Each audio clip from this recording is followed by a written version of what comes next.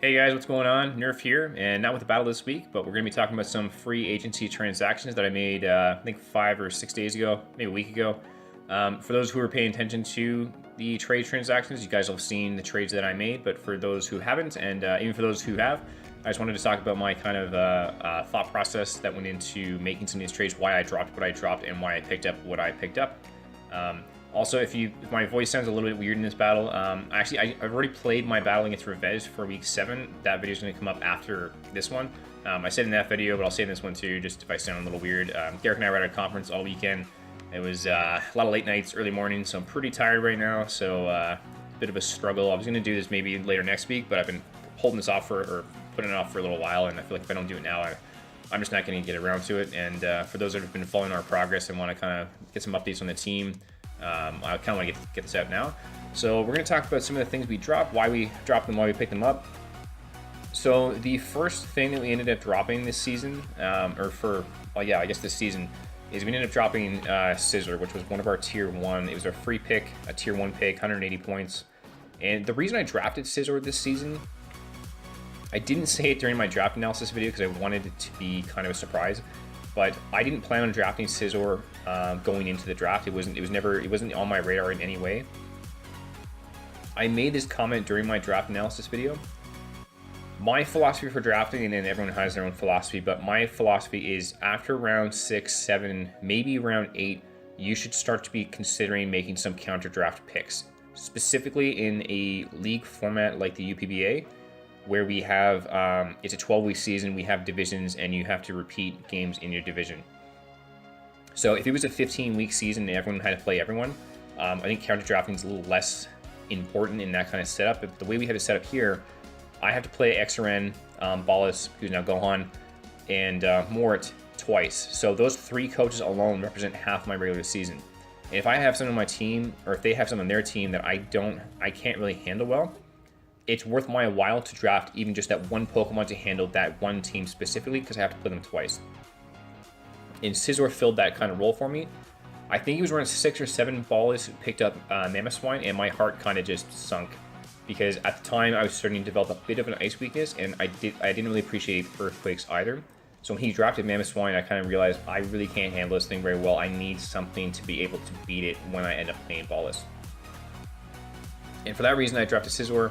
Scizor can take Ice Shard, can take Icicle Crash, and it threatens Mamo out with Ice Technician boosted Mach Punch. If I run any offensive investment into it, it OHKOs Mamoswine.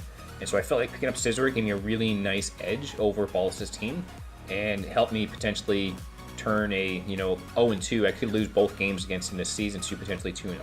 Now I know some of you are going to say, well, you're still facing Gohan later this season. He still has the Mamoswine. Yes. But we're currently at 5-1 going into week 7 against Revenge. I feel like our chances for playoffs are looking really good right now, and because Gohan's not, he picked up a bit of a losing team, I don't expect to face it in playoffs. So all these free agency transactions are to kind of polish our team going into playoffs to make our squad a little bit better. So while Scizor helps us against Ballas, I felt like it didn't really help us against other teams in the league, and I haven't really doing that well with it. So I decided to switch it out for Buzzwole. So we dropped Scizor for a tier 1 for Buzzwole tier 2. The reason I picked Buzzwole is one thing I felt like I was lacking on my team was a really hard hitting physical wall breaker. I had that in Magnezone on the special side, and during the draft I kind of tried to get that in Tauros. Tauros was kind of my pseudo physical wall breaker. Hits pretty hard with Life Orb, Sheer Force on a couple of things, but outside of a Sheer Force boosted Body Slam, which there's a lot of things that can switch into that, its damage output's not as much as I wanted for my physical wall breaker to be. So I decided to pick up Buzzwole. This thing hits like a truck. It has I can't remember its attack. It's like 139 base attack, I think. Pretty good dual type attack. Fighting is obviously just good on its own. And a couple of the things that fighting struggles against, primarily being bulky psychic types. It has the bug type, dual type to help deal with that as well. Get some nice moves like Drain Punch, Least Life, Bulk Up.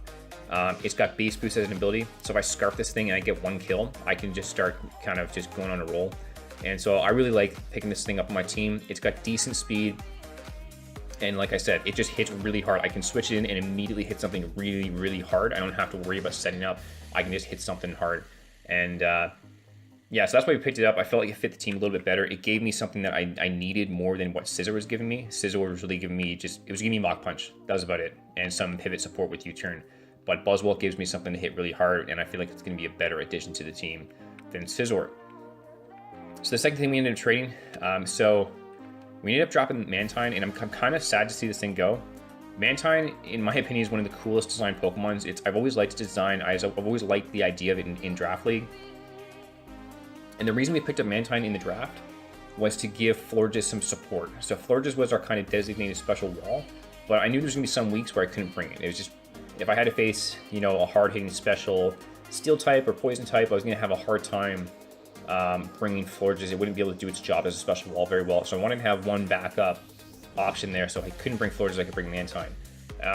The way the season's gone so far, Florges is amazing, man. Florges is so good at what it does. It's so bulky on the special defense side, and I just haven't had much cause to bring Mantine. It's weak to rocks, which is a problem in bringing it over Florges, because I've had to deal with rocks, I think, almost every week.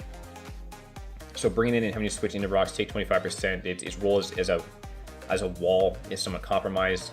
It doesn't hit as hard, it's not as threatening as Florges, and there's stuff like that, so I just haven't really brought it. I don't think it's a bad mon. I don't think I would like to pick it up again in the future, probably. But I think if I didn't have Florges on my team, then Mantine would have been doing a lot more for me. So I ended up deciding to drop it for Slowking. And so I'm just kind of dropping a special wall for another special wall, similar typing. The nice thing about Slowking is it's not 4 times weak to anything. That was another issue I had with Mantine, just because I felt like some teams, if they anticipated they were going to be packing HP Electric, and Mantine really struggles taking Electric type attacks, even on the special defense side.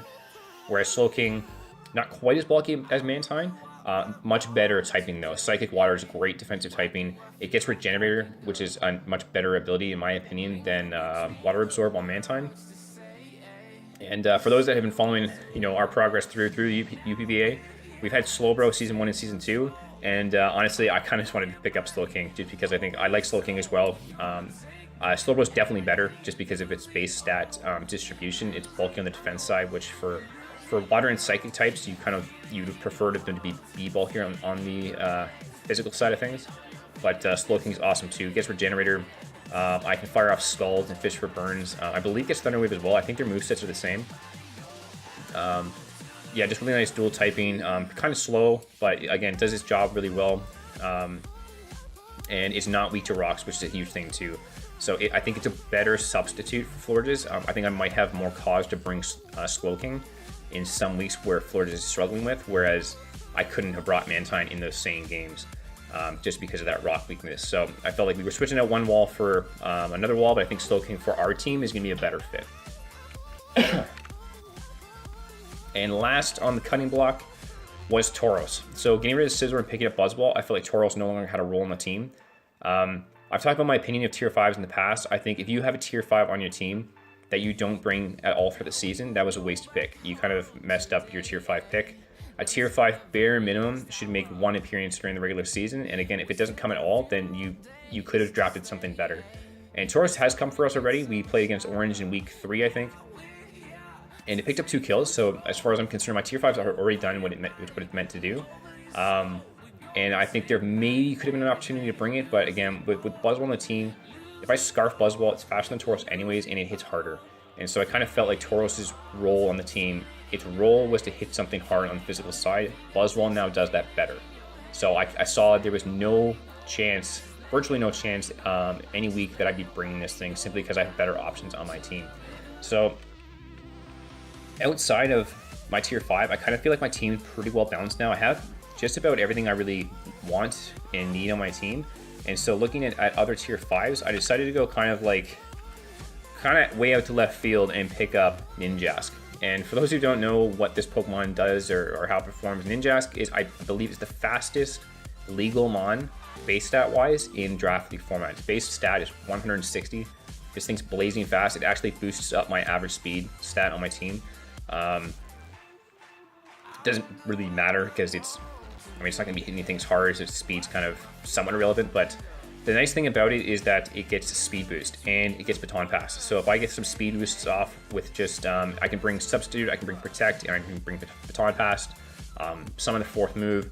I can go for sub on an expected attack. The sub can take the attack. I can then go for protect. I'm out +2, and I can then baton pass that +2 off to something else on my team. I now have a lot of mons on my team that would really appreciate going up to +2. You have an example on your screen right now. So if I were to be able to pass off a +2 to Buzzwall and not have to scarf Buzzwall and have the freedom to switch up my moves, I could bring Life Orb, I could bring E-Belt, something like that, or Flying Resist Barrier or something like that.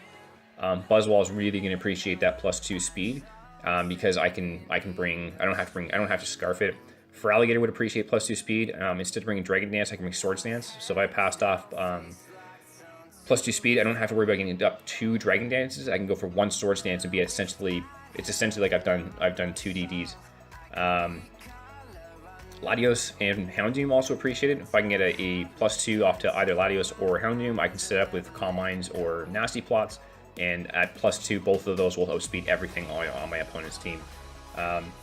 With that said, I don't anticipate this thing coming very often. It's 4 times weak to rocks, so on switching it takes half of its health. It's very fragile, so any priority on my enemy's team has a chance to OHKO it. Like, it does not appreciate E-Speed, Mach Punches, quick attack. It doesn't appreciate any priority. And so I don't expect it to come very often. If I can bring it 1 time, that'll be kind of fun.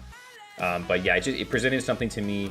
Every pick on your team should be unique in some way. It should offer your team something else that nothing else on your team offers. And what Ninjask offers my team is potentially speed boosting.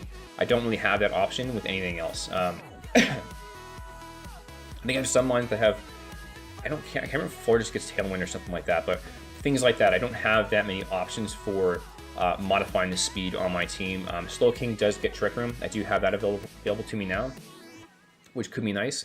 But Ninjask offers something unique in that regard. I can baton pass off speed and make one of my really hard-hitting threats very, very threatening if it's faster than my opponent's entire squad.